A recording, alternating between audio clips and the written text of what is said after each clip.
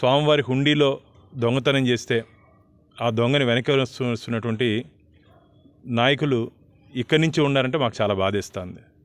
ఇక్కడి నుంచి అంటే ఇప్పుడు నేను నిలుచుకున్నటువంటి పులివెందల దగ్గర నుంచే పుట్టి పెరిగినటువంటి వ్యక్తి జగన్మోహన్ రెడ్డి గారు. అదొక చిన్న దొంగతనం.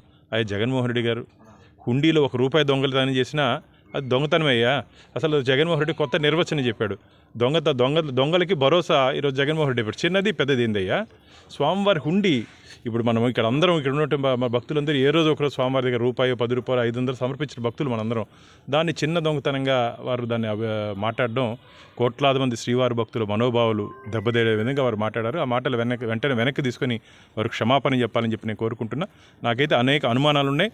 ఆ రాజీ విషయంలో కూడా టీటీడీలో ఉన్నట్టు ఉన్నతాధికారి నుంచి తాడేపల్లి ప్యాలెస్లో ఉంటే ఉన్నతాధికారి వరకు ఆ పరకామణి రాజీ విషయంలో వారందరి హస్తం ఉందని చెప్పి నాకు అనుమానాలు ఉన్నాయి. ఇది నేను ఒకటే అడుగుతున్నా, ఆ సీసీటీవీ ఫుటేజెస్ ఎక్కడ పోయాయి? మామూలుగా ఏదైనా దొంగతనం జరిగిన తర్వాత దానికి ఉన్నటువంటి పంచనామా చేసి ఎక్కడ పొరపాటు జరిగింది, ఏ విధంగా జరిగింది, ఎందుకు జరిగింది పంచనామా చేసి ఆ సీసీటీవీ ఫుటేజ్ కూడా సీజ్ చేసి కోర్టుకి సమర్పించాలి.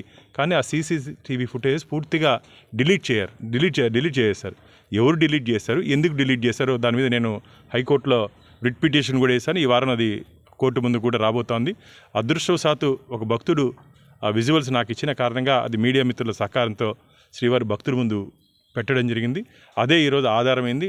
కానీ దురదృష్టం దాంట్లో ముఖ్యంగా ఉన్నటువంటి ఏవీఎస్ఓ సతీష్ కుమార్ కూడా అనుమానాస్పద మృతి. దాన్ని కూడా తొందరలోనే పోలీసు ఎంక్వైరీ చేస్తున్నారు. ఏ విధంగా జరిగింది అది కూడా శ్రీవారి భక్తుల ముందు ప్రజల ముందు రాబోతుంది. Local to global news at your finger tips. మీ చేతిలో ఒక ఆయుధం.